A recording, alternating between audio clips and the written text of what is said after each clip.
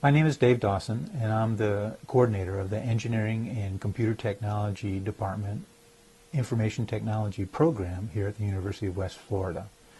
The kinds of jobs that people get with the degree that we award generally run in the areas of information technology directors or director of operations, systems administrators. People manage the IT strategy for large organizations. There's a tremendous range of flexibility in the field. Of course, IT has changed quite a bit from the old days. In the old days, people did computers as something in addition to what they did for their job. But now, in most cases, computers are people's jobs, and the networks that support those things are very important. The people that graduate from this program are trained to think strategically about information technology. And rather than becoming a passive service provider in the organization where they simply respond to the demands of the organization, the folks from this program, when they go out and begin their careers, they become the people that the organization turns to figure out ways to exploit technology, to bend technology to the purposes of the organization, to confer some sort of competitive advantage over the other people in the field. And so they play a very important role.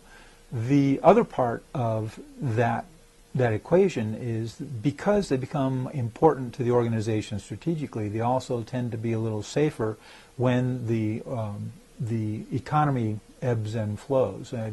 Our objective is to get folks out of those entry-level jobs in the computer end of the business and into the strategic core of the organization, where they become members of the leadership team. And so that's the sort of the target group that we want our people to prepare to be. The kinds of courses that students take in this kind of program are very broad, and they're also very flexible. Of course, you'll see the standard things. You're going to take some programming languages. You're going to take some networking technology classes, and the technology is always the underlying thrust of the program. So you have a good focus on the specific kinds of technologies, networking operations, how do you generate a request for proposals and drive a project from beginning to finish, the project management piece. So you have those fundamental classes that everyone takes, but you have a lot of flexibility in these types of programs because IT is a very heterogeneous field. The concerns of someone who manages the IT systems in a large medical facility are quite different than the concerns for someone who manages the IT infrastructure for a movie production studio, for instance. And so you have a very broad range of skill sets that are necessary. And so you have to sort of develop an idea of the direction that you want to go and start finding courses that support that. Probably about halfway to two-thirds of the way through your program, you really want to start honing in on those specific kinds of technologies or that area of emphasis. Another very common path for people in IT to take is to supplement their technology courses with business classes, and that's very, very important these days. It's very important for people who become IT professionals, particularly in the leadership roles, to understand the things that are driving the organization, their concerns, their constraints, their focus, the way that they measure things. Those are all extremely important, and that's why in our particular program, for instance, we also require that you take an ethics class, because ethics is a very big issue in this field.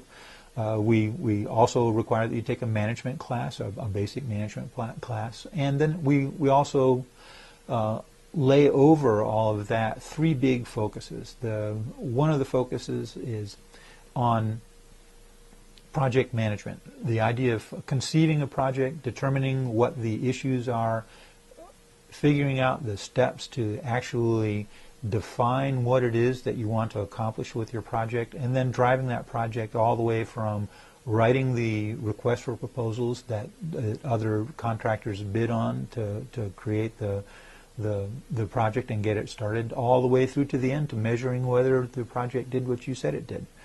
The other thing is complex problem solving. The reason that we have you take two programming languages is not so much that we want you to become expert programmers, but that you get lots of exercise in solving complicated problems. You develop methodologies and strategies for breaking down complicated problems into small things that you can solve a piece at a time and then put it all together. So complex problem solving is another piece. The third piece is small group communication. You will never work on a technology project by yourself. You will always be working in a team. Many times you'll be working with people that are not even physically in the same place where you are. And so you're going to have to develop methods for communication. And there's actually two halves of that job. There's communicating within your project group to figure out what people are doing and to communicate what has to be done to your team. And then also communicating outside to the rest of the organization, often very complicated technological problems for whom technology is not necessarily a burning passion. And so your job is to phrase these complicated technological issues in terms that are relevant to making good business decisions.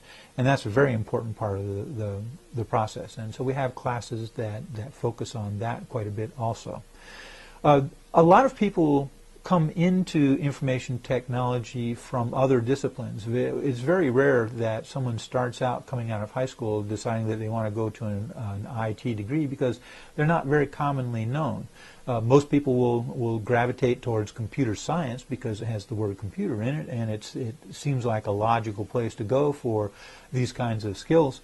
But they get 2 years into the program and they discover that the computer science degrees are really focused on things within the box, we say. They're focused on programming and application development, software engineering, those kinds of issues, and there's not so much of an emphasis on the larger systems and putting those systems to work in the context of a big organization.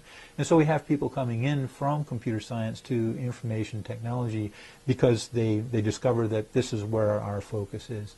A lot of people come in from business as well. A lot of people start out in a business degree, and then they take an IT-related class while they're in their business program and discover that they have an affinity for it and come migrate into our programs. We also have a lot of people that are coming in from from the military that have been exposed to technologies while they're in the military and are now back in school and are getting a degree in this field. I think that you'll also find, well, one of the things that's a little unusual about information technology programs is they typically have an internship or some sort of capstone experience at the end that you can do. One of the things that I'd like to speak very frankly about in considering the kind of path that you're going to take in your college career is to think about the market itself. In this market, in the IT market, there is a very strong focus on professional certifications. Those are very, very important in the job world here because there are very specific types of technologies that are very important and that are business critical to organizations, and they need experts in those specific kinds of things. But those kinds of certifications are typically not things that you'll find in a university environment. Those things, many times, you'll find them at local community colleges, the state colleges, and in actual commercial education institutions. The kinds of certifications I'm talking about, things like the Microsoft certifications, the MCSA or the MCSE, or the Cisco networking certifications, the CNA. In some cases, particularly if you're working for the federal government, they like for you to have some security credentials like the CISSP certificate. And so the thing that I always tell people that are interested in this program is that the degree itself is just not enough. You're going to need a good suite of professional certifications that are related to the area that you want to focus your efforts in, and then also the degree. And I always say the certifications will get you the interviews, but the degree will get you the job ultimately, and also allow you to progress through the organization. And it's really a pretty good strategy to get those certifications very early while you're young, and you can get these things very easily locally. Get those professional certifications, and then get an entry-level job in the industry somewhere. Because one of the things that we know about information technology related organizations is that they invest very heavily in their employees. And so a good strategy is to use the certifications to get that entry-level job, and then get the organization to pay for your college. That's a very common method. I'd say probably about 50 to 60% of the people in the program that I teach are people that have done exactly that. They got excellent professional certifications. They got ASs or AASs, and then came in to a job somewhere, and after they've been in the job for 3 or 4 years, they started taking advantage of the professional development opportunities that the organization offered, and went back to school to get their degree so that they can advance in the organization. So that's a very common path.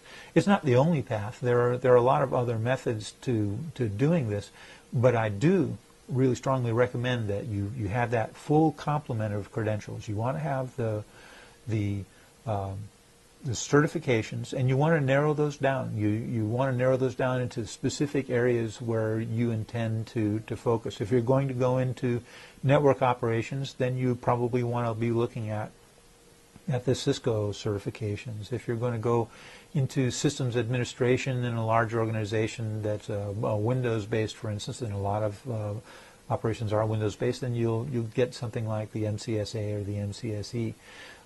But that's the sort of intelligence and research that you have to develop as you're thinking about what you want to do ultimately for a career, finding out what the requirements are for the people that do these kinds of jobs. And it doesn't hurt to visit organizations and just ask their IT people how they got in their job, what path they followed, and what kind of programs they have for professional development.